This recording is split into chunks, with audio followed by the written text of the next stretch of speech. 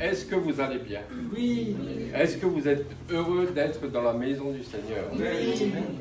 Soyez la bienvenue, le Christ est dans la joie quand il vous voit. Hein? C'est vrai, il est très content de voir autant de monde. Je salue tous les visiteurs encore, et vous tous naturellement.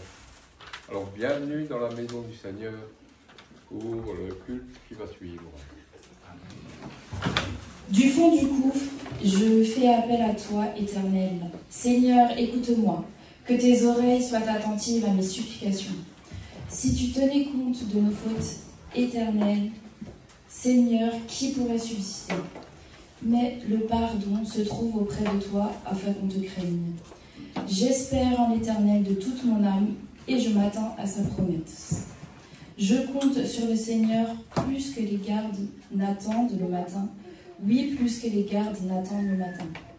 Israël, mets ton espoir en l'Éternel, car c'est auprès de l'Éternel que se trouve la bonté, c'est auprès de lui que se trouve une généreuse libération. C'est lui qui rachèterait Israël de toutes ses fautes. Amen.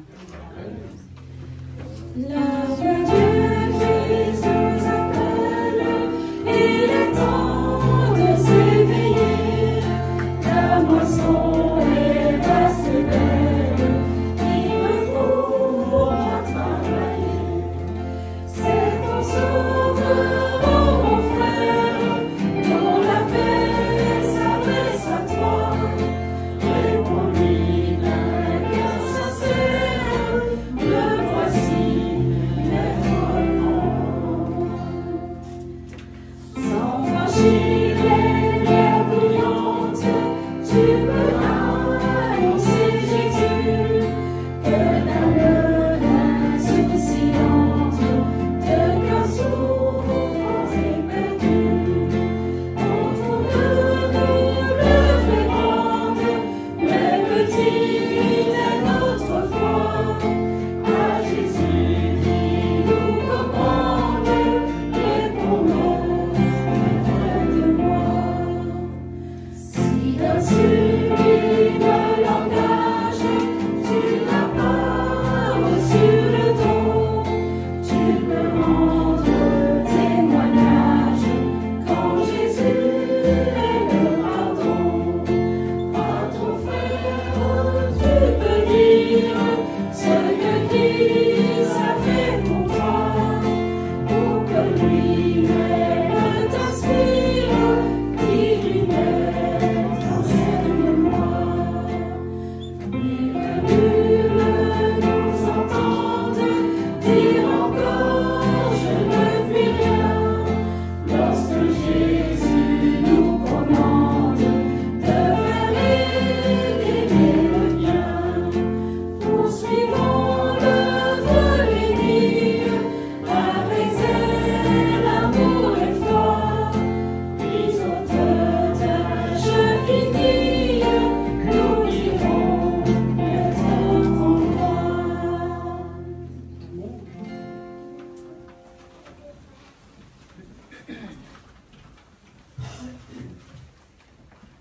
J'invite tous ceux qui le peuvent et qui le veulent à s'agenouiller pour adorer notre Dieu.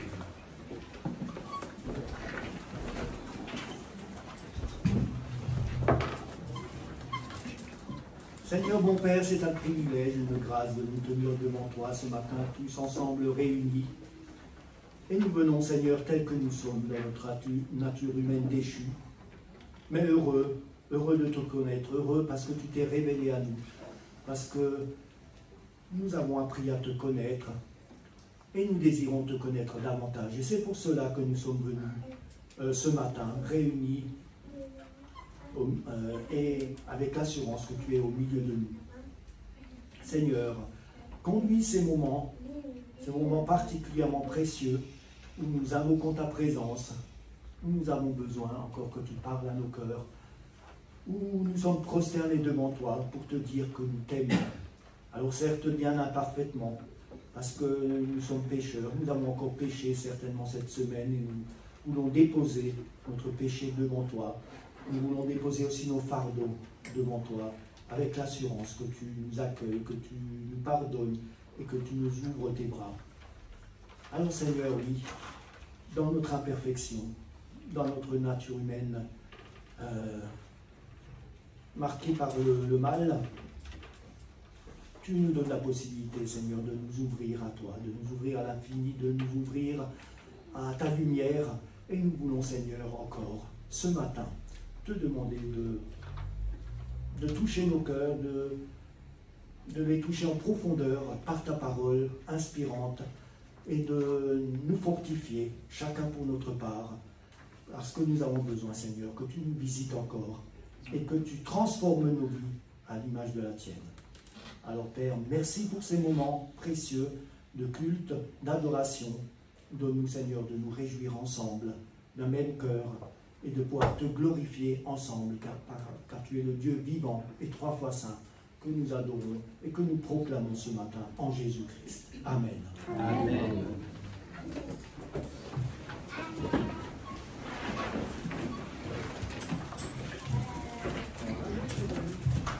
Alors je vous redemanderai de vous remettre debout car nous allons chanter Dieu de gloire, je t'adore. Dieu de gloire, je t'adore. Ton nom s'élève en majesté de mes lèvres. Je célèbre ta victoire, ton règne, ton autorité. Digne es-tu, agneau de Dieu. Digne es-tu, agneau de Dieu.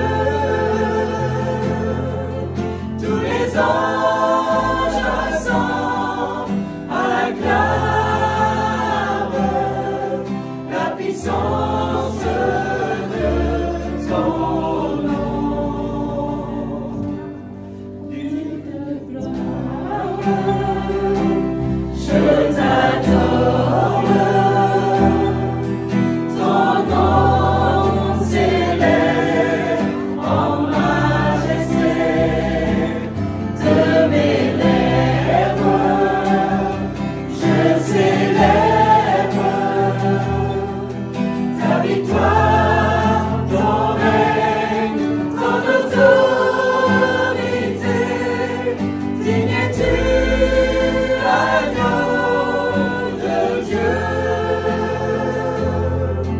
Digne es-tu, agneau de Dieu.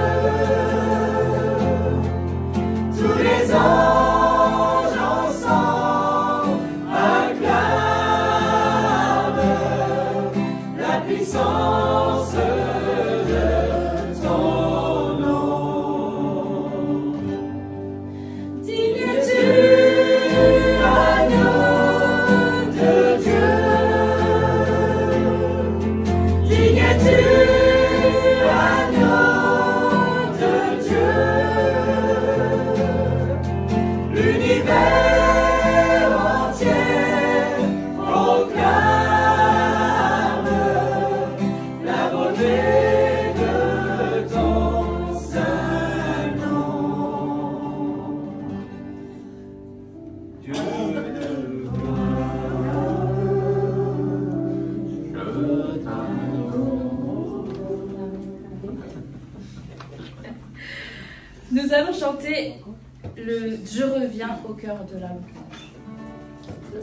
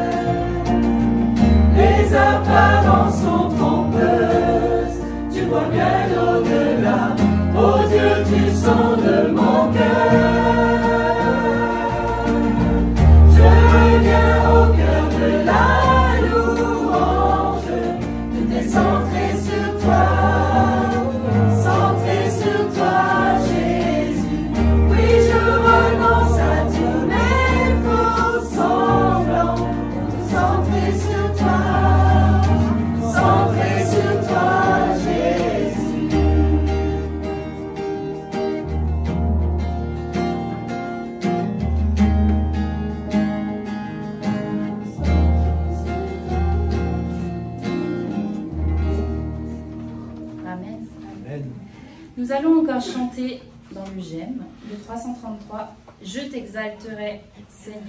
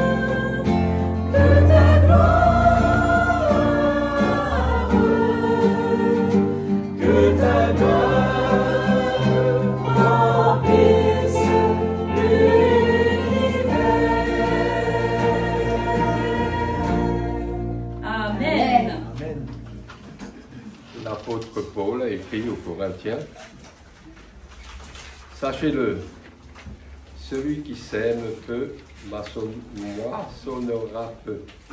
Celui qui sème abondamment moissonnera abondamment. Que chacun donne comme il a résolu en son cœur, sans tristesse ni contrainte, car Dieu aime celui qui donne avec joie. » Et Dieu peut vous combler de toutes sortes de grâces, afin que, possédant toujours en toutes choses de quoi satisfaire à tous vos besoins, vous ayez encore en abondance pour toutes bonnes œuvres. Je vous invite à ouvrir votre cœur et votre porte-monnaie et portefeuille et donner avec joie vos dîmes et vos offrandes. J'invite les diaconesses et les diacres à passer dans les rangs pour recueillir les offrandes.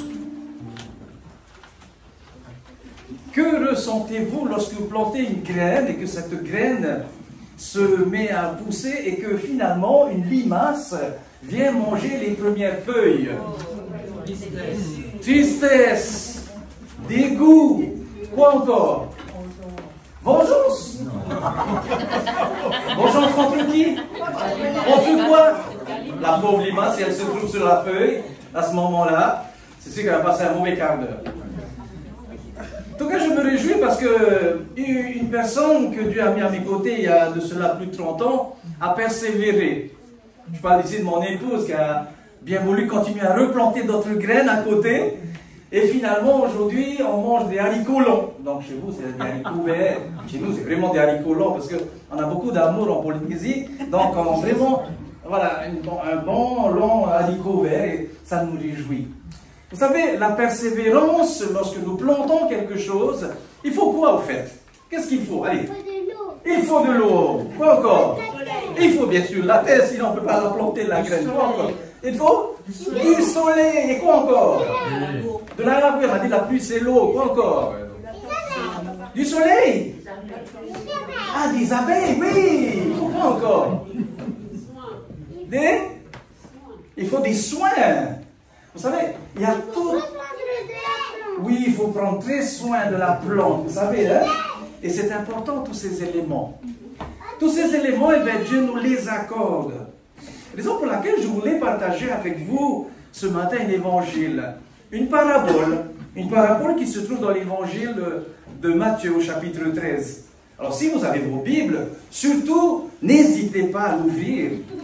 Parce que ce ne sera pas sur mon front que ce sera écrit, mais c'est bien dans la parole de Dieu. Alors pour ceux qui ont l'avantage que nous avons aujourd'hui, mes amis, la parole de Dieu est passée de la grotte de Qumran au smartphone. Mais c'est excellent ça, il y en a encore qui sont restés sur les livres, c'est bien, parce que quand les smartphones ne marchent plus, nous avons encore les livres sacrés, n'est-ce pas? Alors n'hésitez pas à l'ouvrir, c'est Matthieu chapitre 13, nous allons lire à partir du verset 1er jusqu'au verset 9. Alors, est-ce que quelqu'un a déjà sous les yeux le premier verset? Oui? Non? Ce même jour, Jésus sortit de la maison et s'assit au bord de la mer. C'est bien 13, le premier verset. Oui, c'est ça. Ce même jour, Jésus sortit de la maison et s'assit au bord de la mer. Le verset 2. Une grande foule s'étant assemblée auprès de lui, il monta dans la barque et il s'assit. Toute la foule se tenait sur leur visage. Ok, quelqu'un d'autre, le verset 3. Il leur parla en parabole sur beaucoup de choses et il dit: un semeur sortit pour semer. Comme il semait, une partie de la semence tomba le long du chemin. Les oiseaux vinrent et la mangèrent. Une autre partie tomba dans les endroits pierreux, où elle n'avait pas beaucoup de terre. Elle leva aussitôt parce qu'elle ne trouva pas un sol profond. Merci. Quelqu'un d'autre? Mais quand le soleil parut, elle fut brûlée et sécha, faute de racines. Une autre partie tomba parmi les épines montèrent et les étouffèrent. Je vais continuer. Tati Denis. Une autre partie tomba dans la bonne terre, elle donna du fruit, un grain 100, un autre 60, un autre 30. Que celui qui a des oreilles pour entendre, entende. Voilà, il y a 4 lieux où une graine a été semée. Lorsque nous lisons cette parabole, elle nous permet de comprendre qu'il y a 4 lieux où la semence est tombée. Premièrement sur le chemin, deuxièmement entre les rochers, troisième entre les ronces, n'est-ce pas? Et le 4e lieu, elle est tombée dans une bonne terre. Jésus était en train de leur raconter cette parabole à toute cette foule qui était autour de lui. Que se passe-t-il dans la tête des disciples? Et les disciples lui demandent, mais Jésus, pourquoi tu leur parles en parabole au fait? Pourquoi tu ne peux pas simplement leur dire, écoutez, que votre cœur ne se trouble point, croyez en Dieu, croyez en moi, et puis voilà quoi. Et le Seigneur, lui, voulait leur faire réfléchir au fait. Il va leur dire, en fait, ces choses, c'est à vous de leur expliquer. Parce que ce peuple avait besoin de comprendre les choses célestes, les choses qui étaient au-delà de ce qu'ils vivaient de tous les jours. Oui, donc dans ces 4 lieux, en tout cas, Jésus va expliquer quelque chose d'aussi simple, mais à la fois complexe. La question des disciples était surtout une question qui, on va dire, était un petit peu, on va dire, peut-être un petit peu mal placée, je dirais. Mais ce qui est important, c'est que par rapport à la manière dont Jésus va expliquer, il va expliquer de la manière à ce que les disciples puissent comprendre que l'acte par lequel la graine va être semée, ou voir celui-même qui va le semer, il ne sait pas comment la chose va se produire plus tard. Mais ce qui est important, c'est que cette graine, elle a été semée. Ces graines ont été semées. Les lieux sont bien différents. Alors, je voudrais partager déjà avec vous ce premier chemin, ce premier lieu où finalement Jésus va parler d'un lieu qu'on appelle le chemin. N'est-ce pas? Il dit ici, le premier chemin, il dit, un chemin sorti pour semer, comme il semait une partie de la semence tomba le long du chemin. Les oiseaux vinrent et la mangèrent. Regardez avec moi le verset 18. Le verset 18 va nous dire ceci. Vous donc écoutez ce que signifie la parabole du semeur. Il va leur dire ceci. Lorsqu'un homme entend la parole du royaume et ne la comprend pas, le mauvais vient et enlève ce qui a été semé dans son cœur. Cet homme est celui qui a reçu la semence le long du chemin. Donc finalement, on comprend que ces lieux représentent des humains, des cœurs, finalement. On présente ce lieu comme un lieu où, lorsqu'une graine de la parole de Dieu est semée, le texte nous dit qu'il y a un mauvais. Et qui est le mauvais dans l'histoire? C'est l'oiseau? Le mauvais, c'est celui qui a toujours voulu que la vie de l'humain, c'est-à-dire que la vie de l'être humain, la vie de celui qui a été créé à l'image et à la ressemblance de Dieu, puisse être détruite. Que cette parole ne soit pas ancrée, enracinée dans son cœur. Donc, Jésus parle de ce type de cœur. Et il en existe. Il en existe, malheureusement, dans ce monde. Il existe des hommes qui entendent la parole du royaume et ne la comprennent pas. Ou alors, ils ne veulent pas la comprendre aussi. Et là, le mauvais, c'est-à-dire Satan lui-même, vient et enlève ce qui a été semé dans le cœur de l'homme. Dieu a planté dans le cœur d'Adam et Ève la pensée de l'éternité. Et c'est important parce que ces textes vont être repris, n'est-ce pas, un peu plus tard dans les textes hébraïques. Et on va voir quelque chose de formidable parce que la pensée de l'éternité, Dieu a toujours été à l'initiative de cela, que la pensée de l'éternité habite le cœur de l'homme. Dieu a toujours voulu a toujours voulu être très très proche de sa créature, c'est-à-dire de toi et de moi. Et cette parole, cette graine, c'est la graine de l'évangile qui a été semée le long du chemin. Donc un chemin peut-être où chacun peut-être peut emprunter. Chacun a un parcours dans sa vie, un chemin. Cette graine certainement t'a été présentée une fois dans ta vie, finalement, tu n'as peut-être pas fait attention à cette graine de l'évangile. Et finalement, ben, le mauvais est venu, clac, il a repris pour ne pas que justement tu puisses prendre cette graine et l'enraciner. Il prend, il s'en va. Pareillement pour les autres terres, donc les pierres, bien sûr, et ainsi de suite. Mais là où je veux en venir, c'est que finalement, l'acte à laquelle il est important de comprendre, parce que nous allons venir sur ça, c'est que celui qui reçoit cette graine, il a reçu cette graine de la part d'un semeur. Et Jésus est en train de, quelque part dans ce contexte, d'expliquer à ses disciples qu'au fait, l'évangile, cette graine que le semeur devait semer, c'était moi. C'est moi, Jésus. C'est moi que vous devez semer. Que ce soit sur les chemins, que ce soit dans les pierres, que ce soit dans les ronces, ou que ce soit dans la bonne terre.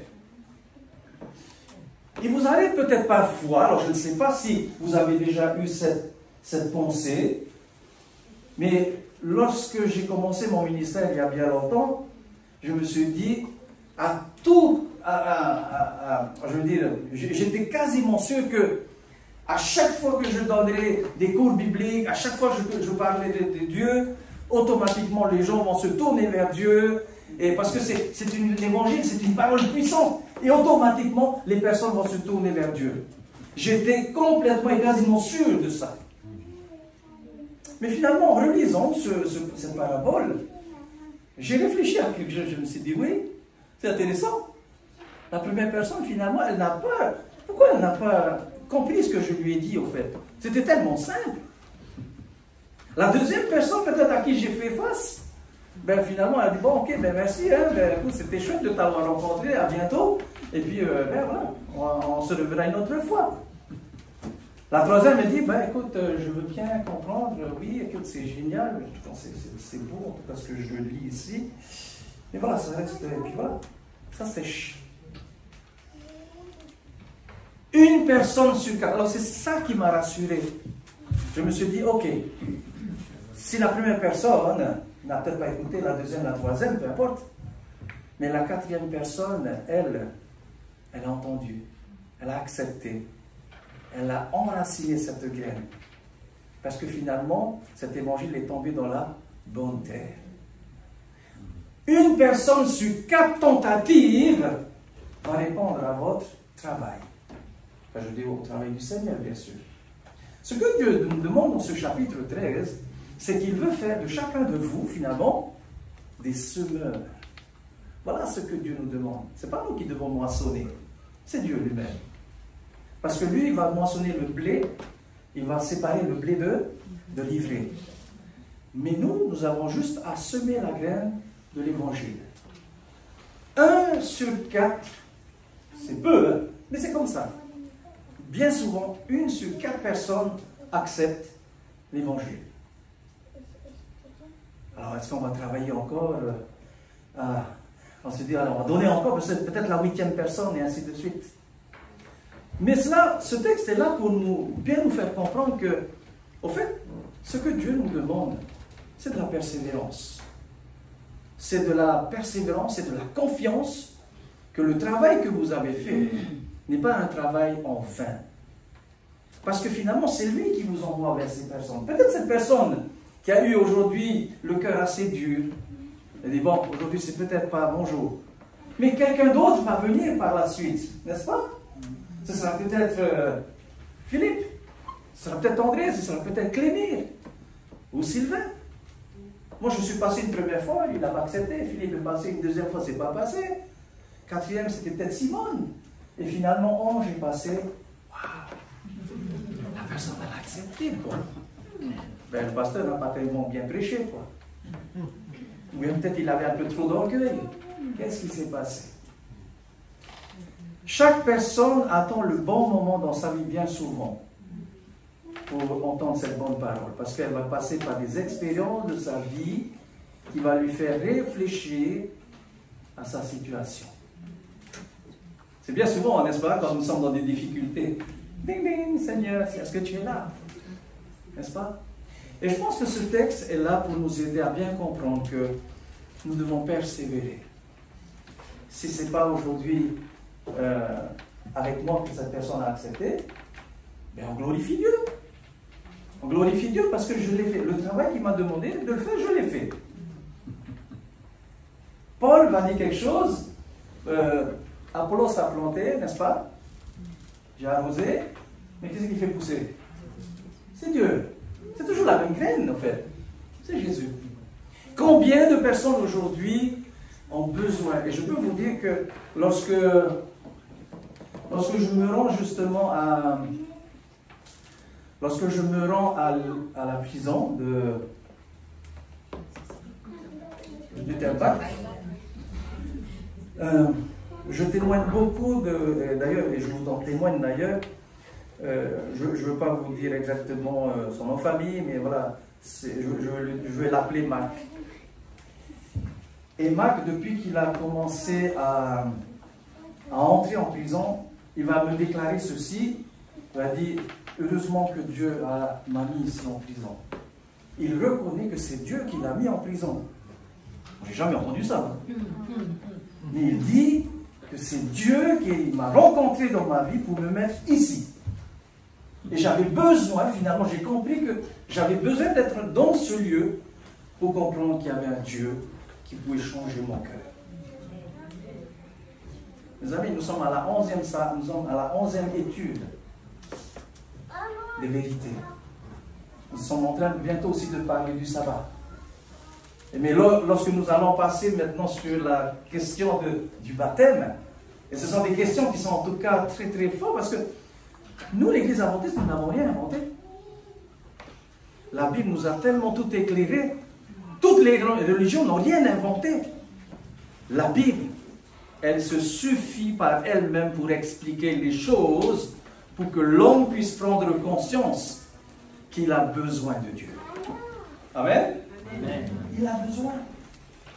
L'homme a besoin de s'identifier à Dieu. C'est magnifique. Eh bien, vous savez que j'aimerais bien que vous puissiez penser à moi dans vos prières, dans les réunions de prière d'ailleurs, ou chez vous. Mon projet que j'ai, en tout cas, si Dieu le veut, c'est de pouvoir faire sortir Marc un jour et pouvoir l'amener ici dans les eaux du baptême. Je ne sais pas pour combien de temps encore il en a, mais je pense qu'il a encore peut-être pour une dizaine d'années. Mais qui sait? Qu'est-ce que c'est 10 ans dans une vie? Quand on a fait un crédit d'une voiture, qu'est-ce que c'est? Ou une maison, n'est-ce pas? C'est long, hein? Une dizaine de sa vie. Ben lui, dans notre rencontre, voici ce que je lui ai dit. J'ai dit, écoute, Dieu ne t'a pas mis accidentellement ici. Ce n'est jamais un hasard pour que tu sois ici. Je lui ai parlé de Paul, vous savez, l'apôtre Paul. Paul a évangélisé en prison. J'ai dit, écoute, si tu es là et si notre rencontre a été dans l'histoire, dans ton histoire et dans mon histoire, c'est que Dieu certainement veut que tu puisses faire du temps que tu passes ici de toi un évangéliste. Vous savez ce qui s'est passé?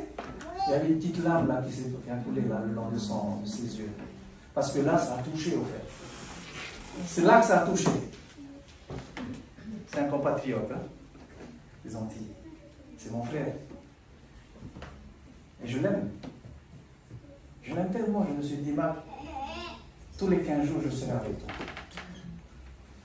Et je peux vous dire que mon cœur se réjouit de pouvoir donner des études. Je n'ai jamais pensé un jour que j'allais donner des études bibliques en prison. Vous savez quel est le plan de Dieu pour vous dans votre vie? Moi non plus. C'est rassurant, hein? Mais là où vous êtes, mes amis, soyons tous des semeurs. N'essayons pas de pouvoir dire que nous avons plein de choses à vous offrir, ceci, cela. Non, Jésus, tout simplement. Jésus suffit pour pouvoir toucher, échanger, transformer la vie des personnes. Ce matin, ben Dieu veut aussi nous donner l'opportunité, de te donner l'opportunité ce matin, de te demander est-ce que tu veux vraiment me connaître et est-ce que tu veux ce matin que je puisse t'accompagner dans ta vie ici et faire de toi le meilleur semeur. Est-ce que dans la salle, il y en a qui veulent? Est-ce qu'il y en a qui veulent se lever et dire oui, moi, j'ai envie d'être un bon semeur, mais accompagné du bon maître? Est-ce qu'il y en a dans la salle qui veulent bien? Amen. Est-ce que vous voulez bien vous manifester en vous levant? Vous dites oui, moi je veux être un semeur, je veux avoir de la graine. Si vous pouvez me donner de la graine, c'est bien. Est-ce que tu peux me donner cette graine ce matin? Les amis, votre vie va changer lorsque vous allez dire au Seigneur, oui, je veux faire de ma vie une vie de semeur. Celui qui sait donner la vie, celui qui sait quand même donner la graine de l'évangile. Présentez Jésus simplement comme vous l'avez connaissez, comme vous l'avez connu, comme vous le connaissez, pour que d'autres personnes puissent être touchées. Prions ensemble. Père, ce matin, tu as vu dans cette salle de futurs semeurs, ou peut-être qui ont déjà semé non simplement des graines du jardin, mais ta parole. Tu nous as donné ton Fils comme exemple. Tu nous as donné ce Fils unique que tu as tant aimé pour que chaque personne que nous sommes ici puisse être sauvée. Car il n'y a sous ce ciel aucun autre nom par lequel nous pouvons être sauvés. Amen. Et nous pouvons dire, Seigneur, que grâce à toi, grâce à ta parole, tu as su comment nous rencontrer dans notre vie. Et ce n'est pas fini, parce que tu veux faire chemin, Seigneur, avec nous. Montre-nous tes plans, Seigneur. Montre le plan pour André. Montre le plan, Seigneur, que tu as pour Simone. Montre le plan que tu as pour Dominique, pour Abel, pour mes amis, mes frères et sœurs encore qui sont ici, nos amis visiteurs. Montre, Seigneur, s'il te plaît. Parce que tu reviens bientôt. Et nous savons que le mauvais, cet oiseau, Seigneur, qui est représenté aussi par le mal, veut que nous puissions, Seigneur, rester dans notre confort. Mais cet homme est sorti, Seigneur, pour semer. Et nous voulons être cet homme qui sort de notre maison pour semer, pour apporter cet évangile. C'est un évangile éternel, c'est un évangile qui apporte la paix, et la paix dans notre cœur. Merci, Seigneur, de pouvoir faire en sorte que nous puissions être investis chaque jour de ton Esprit Saint. Conduis-nous, Seigneur, et prépare nos cœurs, prépare-nous chaque jour pour ton retour. Et alors, Seigneur, que nous allons aussi quitter ce lieu bientôt, que ce que nous avons entendu ce matin, Seigneur, à travers ton évangile, ta parole, puisse faire en sorte qu'elle puisse résonner chaque jour, à enflammer, Seigneur, ce désir d'être de véritables semeurs conduits par le bon Maître. Merci de bénir chaque personne ici présente. Merci de bénir nos familles, nos enfants, nos amis, Seigneur, qui n'ont peut-être pas encore eu l'occasion d'entendre. Fais de nous, Seigneur, ces serviteurs pour toi, à leur égard. Père, nous avons tellement de reconnaissance envers toi. Nous ne savons pas te dire autre chose que merci. Merci pour toutes ces fois où nous avons été bénis en toi. Voilà, mon Père Céleste, que toute la gloire te revienne et nous t'avons prié non par nos mérites, mais par le mérite seul de Jésus-Christ. Amen. Amen. On nous assoit. Nous allons vous chanter un chant avec ma fille et ma femme avant de pouvoir clôturer, si vous voulez bien. Oui. Vous voulez qu'on chante? Oui. Oui. On va essayer de chanter un chant qui, on va dire, retrace un petit peu cela, et ensuite nous allons terminer par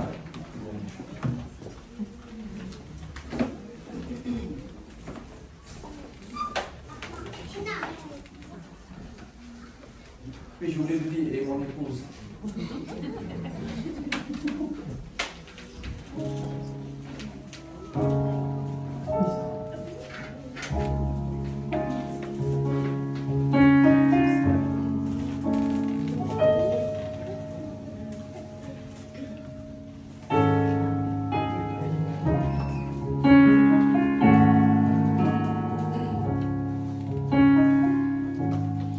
Lorsque j'ai rencontré Jésus sur mon chemin, on m'a parlé d'un royaume de paix.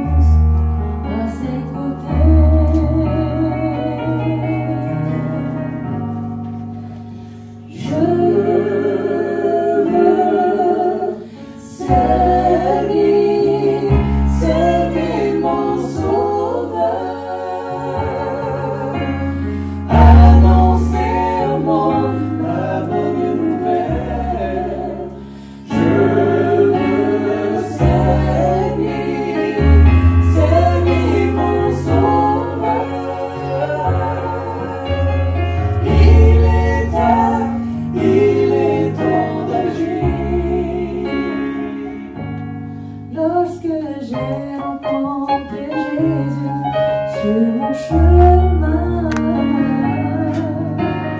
En avant d'un royaume belle. Là, il y a ni peur ni douleur. C'est pour nous le paradis promis.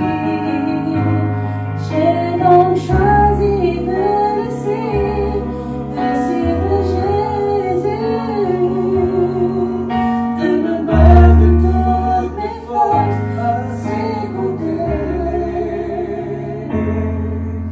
Car il est le seul espoir pour vous et moi. Levons-nous et marchons tous à ses côtés.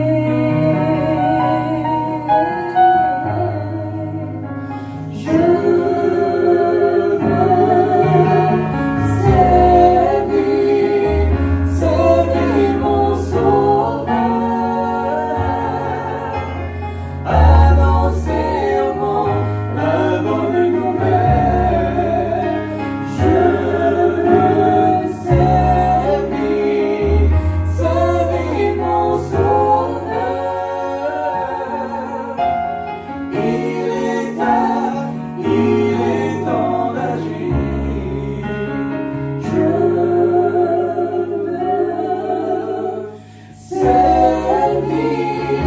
servir mon Sauveur,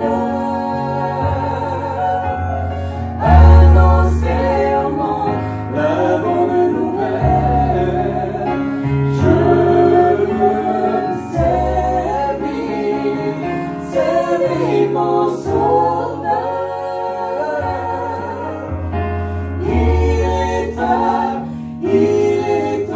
d'agir.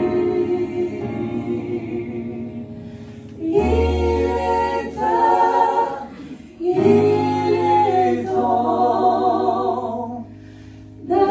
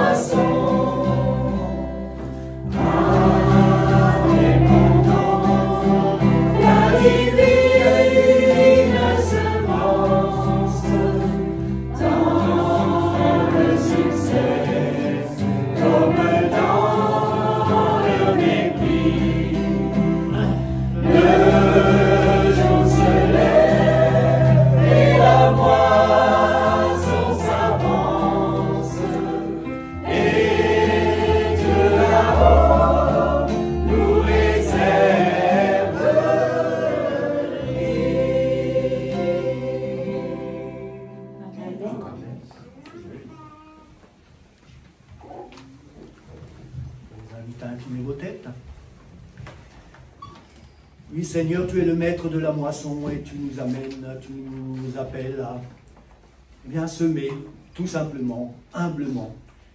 Car cette parole doit courir dans le monde entier. Elle est puissante pour changer les cœurs, pour bouleverser une vie, mais aussi pour bouleverser le monde. Alors Seigneur, oui, par cette puissante parole, donne-nous la motivation de la partager à ceux qui nous entourent et de leur faire connaître ton amour extraordinaire pour chaque créature que tu veux sauver. Et c'est dans le sang précieux de l'agneau et à travers ses mérites que nous te prions et que ce salut opère en chacun de nous. Merci Seigneur. Amen. Amen. Recevons la bénédiction de notre Dieu. Que l'Éternel te bénisse et qu'il te garde. Que l'Éternel fasse luire sa face sur toi et qu'il t'accorde sa grâce. Que l'Éternel tourne sa face vers toi et qu'il te donne la paix. Allons tous dans la paix de notre Seigneur. Amen. Amen.